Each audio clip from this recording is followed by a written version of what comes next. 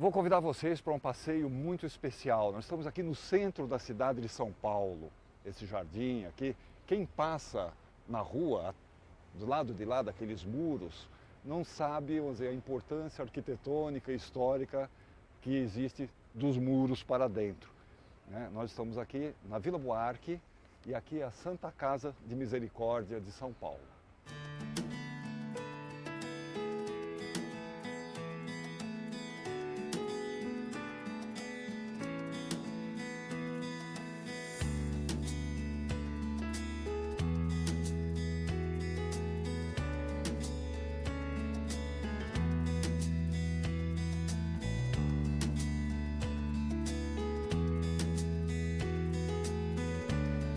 A Santa Casa de Misericórdia é uma das entidades mais antigas do Brasil. A Santa Casa surgiram em Portugal, lá no século XIV, século XV. Chegaram no Brasil com os portugueses, no século XVI, logo depois da chegada de Cabral, as esquadras, aquele negócio todo, né? E a primeira Santa Casa do Brasil foi de São Vicente. Essa aqui é a segunda. Esse prédio aqui foi construído no século XIX e tem um estilo neogótico, cheio de abóbadas, né? Tem uma capela muito interessante que foi reformada recentemente e que segue bem a tradição neogótica, quer dizer, ambientes altos que convidam à meditação, convidam a olhar para cima, né? Olhar para o céu.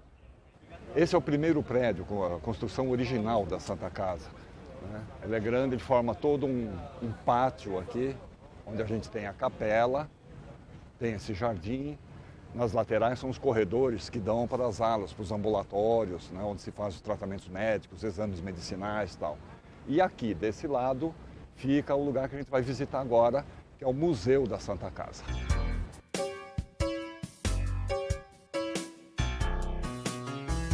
Quem vai nos guiar nesse passeio pelo Museu da Santa Casa é a Ingrid. Tudo bem, Ingrid? Tudo bem, Atílio. Qual é a tua função aqui no Museu da Santa Casa? Eu sou historiadora e sou assessora do Museu da Santa Casa desde o ano passado. Desde o ano passado você está aqui. Esse ambiente aqui onde nós estamos, vamos começar por aqui? Vamos começar por aqui. O que é esta sala? O que é esse aqui, ambiente? Aqui a gente consegue contar já um pouquinho da história da Santa Casa, né? Esse aqui é o hall, onde a gente tem várias esculturas e a parte da pinacoteca que nós vamos ver logo mais. E a gente começa a falar da criação da Santa Casa de Misericórdia, como foi. A gente tem o retrato aqui da Rainha Leonor de Lancastre. Rainha Leonor de Lancastre. Isso. Ela é a fundadora das Santas Casas. Portugal, no ano de 1498. Tá. Né? E aí a gente tem a Santa Casa chegando no Brasil logo após o descobrimento com a primeira expedição de ocupação da colônia. Então, a primeira Santa Casa do Brasil foi a de Santos, 1543. E essa aqui é a segunda? Essa é a segunda, essa 1560. 1560, 1560. Legal. Onde nós vamos? Vamos seguir por aqui. É. E aí a gente fala desse quadro do Sagrado Coração de Jesus. Cristo reina nesta casa. Ele foi colocado na inauguração deste hospital no ano de 1884. Este quadro? Este quadro. Na inauguração do hospital. Porque a Santa Casa, antes dela se fixar permanente aqui, ela teve outros dois endereços, Sim, né? Sim, no centro lá. Exatamente, no Largo da Misericórdia e depois ficou alguns anos na Rua da Glória. E depois é que veio para cá. Essas portas que a gente vê aqui, lindíssimas, são os originais da época. Portas originais, restauradas, de pinho tal. de riga, algumas passaram sim por processo de restauro. E tem todo esse acabamento, né, que faz esses a porta desenhos, ficar... né? Exatamente. Coisas da época, né? Vamos entrar? Vamos entrar. O que temos aqui? Aqui... Olha! Aqui a gente tem outra maravilha, né? Essa aqui é a nossa Galeria dos Provedores. Galeria dos Provedores. O que são os provedores? Os provedores são os administradores da Santa Casa. Tá. Então aqui a gente consegue ver, ao longo da história, quem foram os personagens que levaram a instituição à frente. Porque ao contrário do que muita gente pensa, a Santa Casa não é do governo e não é da igreja também.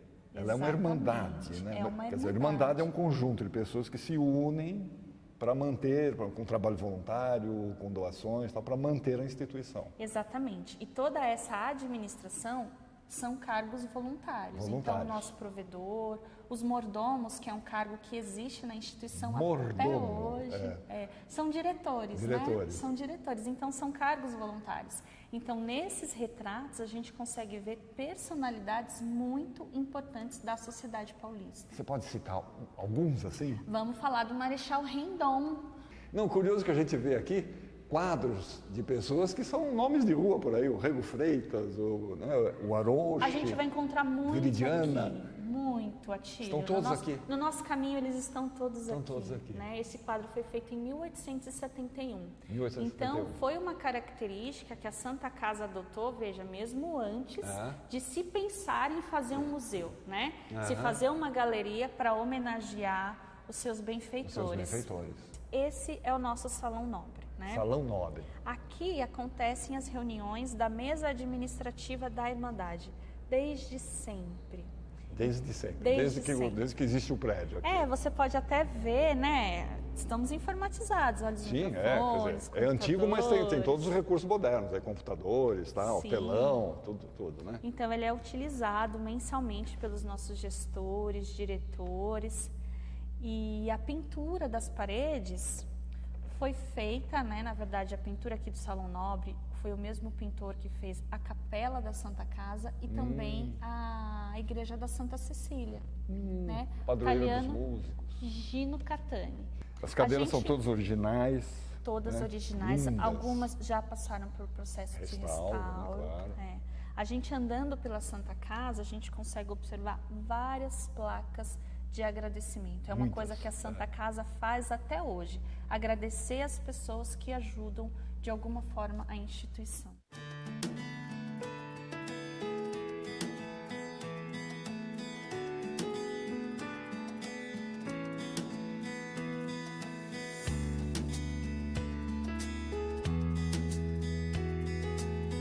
Ingrid, agora aqui, diante dessa chapeleira maravilhosa, que deve ter 200 anos talvez, né? A gente percebe que é cristal esse espelho, né? Espelho de cristal. Você vai nos levar ao museu propriamente dito. Ao museu. Agora a gente vai lá ver onde estão as outras coleções pesadas do nosso museu. Vamos lá. Telhas Essa e tijolos. pequena coleção que nós temos é muito significativa também, porque ela traz para nós a memória do processo construtivo da Santa Casa. Né? Lá em 1884, quais os materiais utilizados. Boa parte deles francesa, né? Boa parte deles franceses. Essas telhas, por exemplo, são de Marselha. E é uma telha que tem um encaixe perfeito, né? Que foi utilizada durante muitos anos. Olha o tamanho do tijolo, né? Tamanho do tijolinho. A gente tem aqui o piso, que é o piso dos corredores. Que ainda está lá, né? O piso que é onde a gente anda. Exatamente. Azulejos da Inglaterra, telhas de comieira, vai lá no topo. Né? As telhas de ardósia são das torres. Que bonito. Olha o tamanho do prego, o preguinho. Uma sala de artigos religiosos.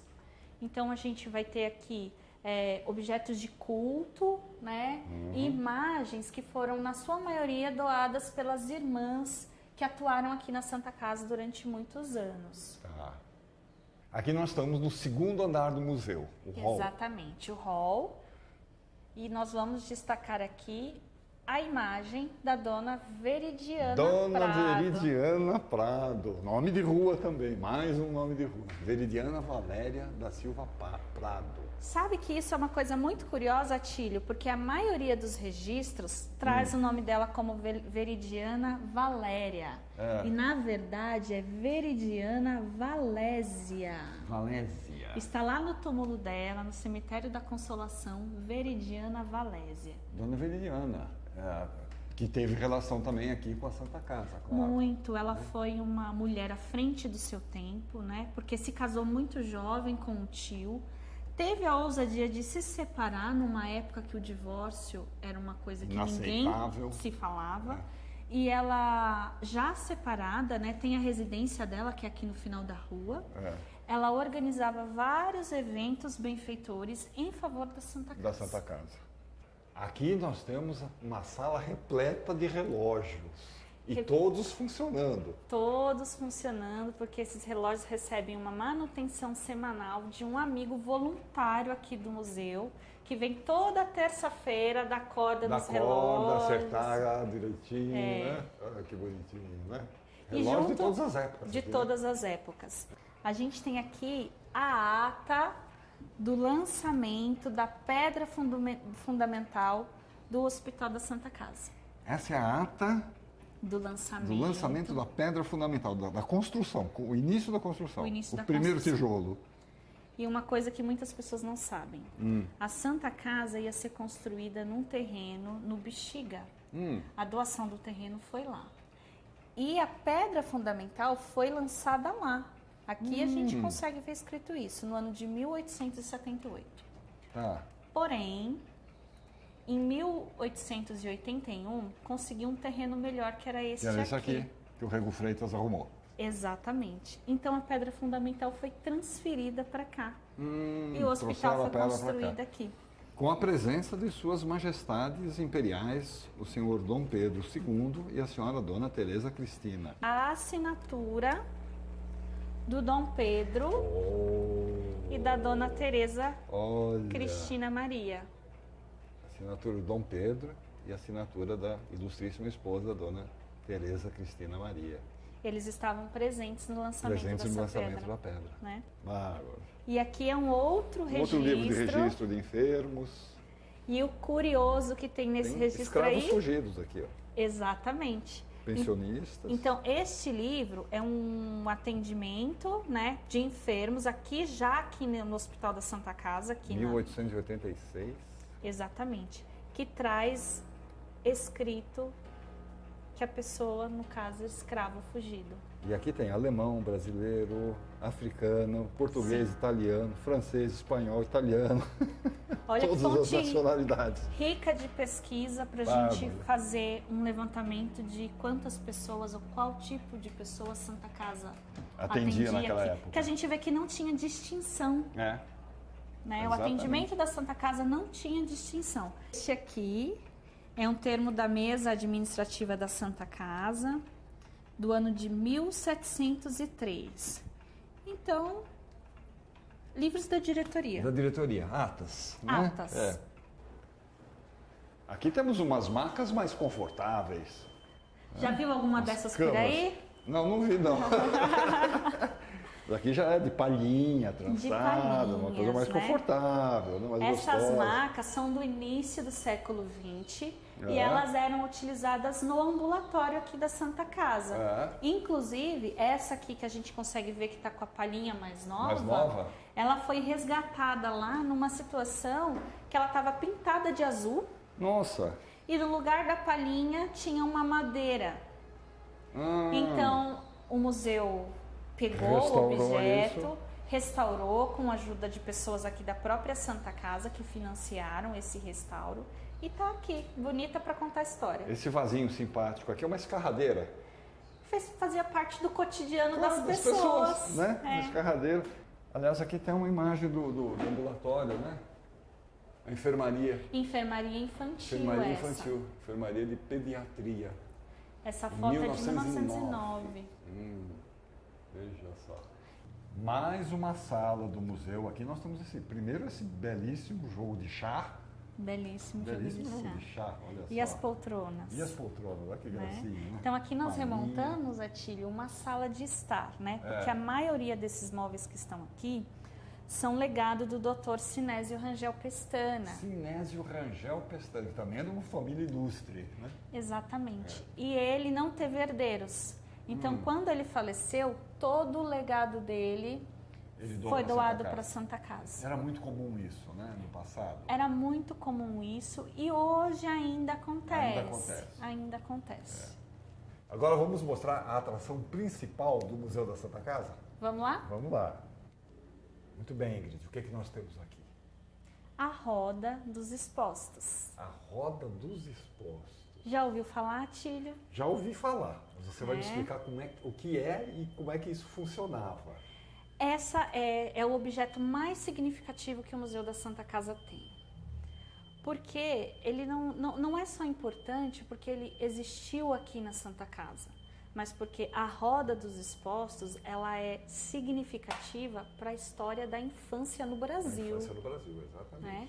Então, esse instrumento aqui, esse cilindro, né, oco, ele ficava no muro da Santa Casa. E essa janelinha ficava virada pro lado da rua. Pro lado da rua. Então, pensa, aqui passava um muro, né? A pessoa vinha deixar a criança, era uma coisa anônima.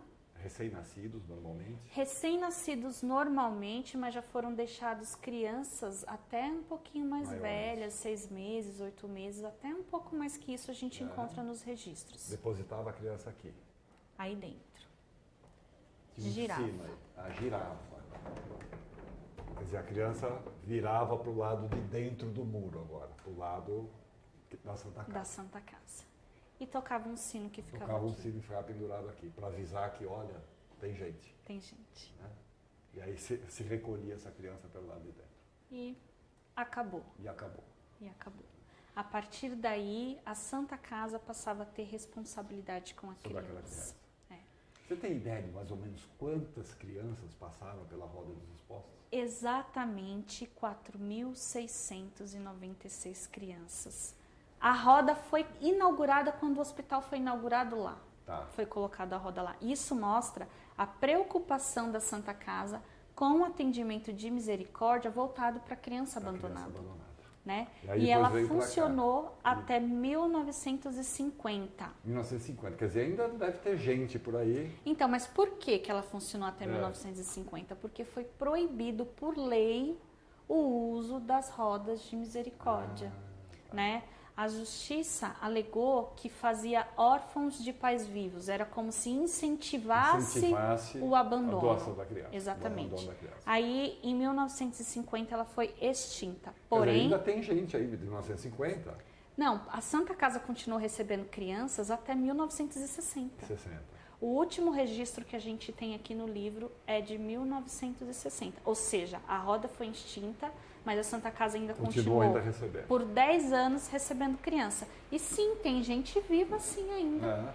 Filho da roda, que é como as pessoas falam. Filho da roda, que as pessoas falam. E aí, né? Atílio... Aqui são os registros. São os registros. Esses livros da capa preta são registros de amas de leite. Amas de leite. Por quê? A criança deixada aqui recém-nascido, ela era encaminhada para uma ama de leite que recebia um salário mensal para ficar com essa criança num período de 2 a 3 anos. A criança completando essa idade, a ama trazia para a Santa Casa e a criança era encaminhada para o Asilo dos Expostos Sampaio Viana, que ficava ali no bairro do Pacaembu. Exato. E os livros de capa marrom são os registros da criança. Da criança. Matrícula dos expostos. Matrícula dos expostos. A gente tem um livro ali aberto na vitrine. Aqui. Que é muito essa aqui tem uma curioso. coisa muito interessante que você contou outro dia para mim. A carta rasgada. Então esse livro é do ano de 1914, né? E o curioso é que eles trazem anexados cartas. Não eram todas as crianças que chegavam com cartas, mas algumas vinham. As cartas permaneceram. Essa, por exemplo, de 1914. A mãe escreveu aí, né, que roga batizar a criança que nasceu no dia tal, com o nome de Ângelo. E aí no final ela escreve que pede que cuide dessa carta para que assim que ela puder, ela volta aqui. E por que ela pede isso? A carta, você vê que falta um pedaço. Falta um pedaço, tá cortada. Esse pedaço provavelmente ficou com ela. Ficou com ela. Quer dizer, quando ela vier aqui buscar a criança, ela traz esse pedaço, tem que encaixar nessa carta. Era a única forma dela saber que aquela criança era dela. Antes de DNA, antes dessas coisas todas. Quer dizer, como é que você provava?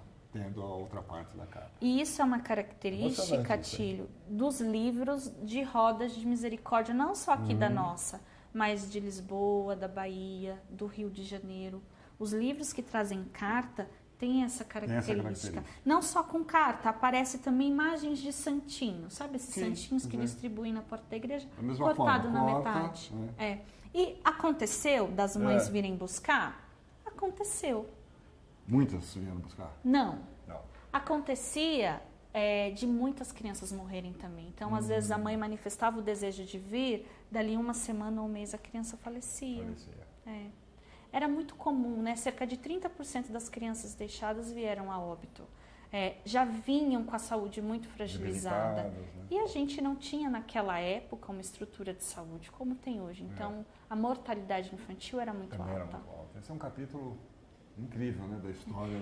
E é um documento, um acervo muito requisitado pelos pesquisadores de diversas áreas. Eu tenho gente do direito, eu tenho gente de letras estudando a grafia, eu tenho pessoal da pedagogia, eu tenho pessoal da história fazendo pesquisa em cima desse material.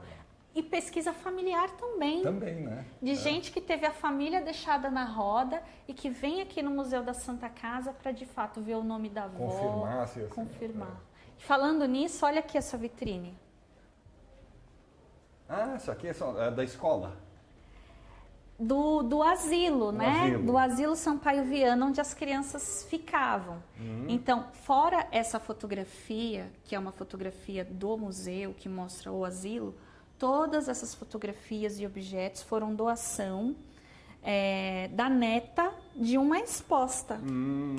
Então, ela trouxe as coisas que eram da avó dela, que viveu no asilo até 21 anos. Saiu de lá para casar e manteve a amizade que ela fez lá dentro. Que ela fez lá dentro. Veja só. Então, aqui a gente tem esse caderno, é como se fosse uma apostila do ensino que eles recebiam lá. Das aulas. Né? E essa foto aqui é muito curiosa. Olha, ela aqui no centro com as crianças. Quando ela saiu do asilo, ela teve autorização do governo do estado da época para montar uma escola. E isso leva a gente a pensar como era a educação oferecida lá no asilo, que eles chamavam colégio. Ela falava assim, a minha avó falava colégio. Ingrid, diga uma coisa. São milhares de itens. Milhares. E cada vez vão chegando mais itens. Tal. Como é que é a catalogação disso? Como é que vocês administram esse enorme acervo que tem aqui? Atílio, o Museu da Santa Casa entrou na era digital, né? O ano passado, graças ao projeto escrito pela dona Jônia Arruda, nossa mordomo, nós fomos contemplados com o PROAC, né? Que é um projeto de incentivo para instituições culturais. Então, foi possível começar a catalogação do que já tinha digitalizado aqui. Um banco de dados. Um banco de dados. Então, o projeto finalizou e agora, com esse banco de dados, nós estamos começando a recatalogar tudo que era em planilhas. Item por item de tudo que tem aqui. No banco de dados, e logo mais vai estar disponível na internet, online, para o pesquisador ver de lá da casa dele o que o museu oferece, com fotografias, com descrições, com nome de doadores. Quer dizer, disponibilizar isso para o público. Né? Exatamente. Agora, Ingrid, quem quer vir pessoalmente conhecer, visitar o museu, como é que faz? Rua Dr. Cesário Mota Júnior, número 112. O museu fica aberto de segunda a sexta-feira, das 9 da manhã às 4h30 da tarde. E agora uma novidade. No quarto sábado do mês, o museu também está aberto. Todo quarto sábado Todo quarto sábado do mês. Ele fica aberto das 9 ao meio-dia. E às 10 horas a gente faz um tour externo pela Santa Casa, falando do processo construtivo, né, explicando um pouco o nascimento da Santa Casa a partir de seus prédios. Então, venham conhecer o museu. Quanto paga? Nada. Ótimo! A entrada é totalmente franca. E a gente vai estar aqui, a equipe do museu, com o maior carinho para recepcionar o visitante e explicar um pouquinho da história dessa instituição que faz parte da história de São Paulo. Com o mesmo carinho que ela demonstrou hoje conosco aqui nessa nossa matéria sobre o Museu da Santa Casa de Misericórdia de São Paulo. Obrigado, Ingrid. Imagina! Foi um prazer. Prazer.